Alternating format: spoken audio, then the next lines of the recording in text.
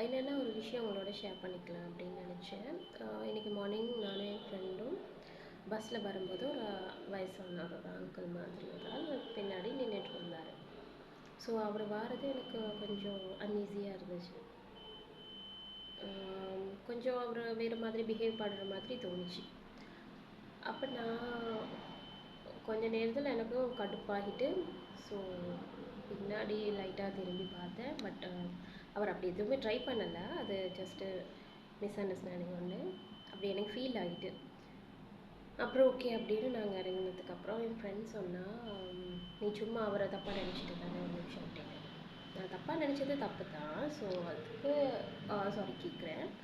But அந்த feelings வர வச்சதுக்கு காரணம் என்னமோ அந்த மாதிரி ஆக்கள் தானே. நமக்கு ஒரு அனுபவம் இல்லாமல் நாங்கள் அப்படி நினைக்க மாட்டோம்ல. அந்த மாதிரி ஃபீல் கொடுத்தது அவங்க தானே. ஒரு இன்சிடெண்ட் அப்படி நடக்க போயிட்டு தானே நாங்களும் அப்படி நினைக்கிறோம். என்ன அப்படின்னா எல்லாருமே அப்படி கிடையாது.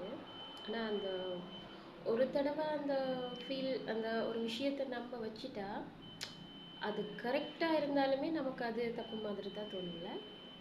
அதை ஷேர் பண்ணிக்கணும்னு நினச்சேன். இந்த மாதிரி உங்களுக்கு ஏதாவது இன்சிடெண்ட் ஆகியிருந்தால் கமெண்ட்டில் ஷேர் பண்ணுங்கள், லைக் பண்ணுங்கள், சப்ஸ்கிரைப் பண்ணுங்கள். தேங்க்யூ.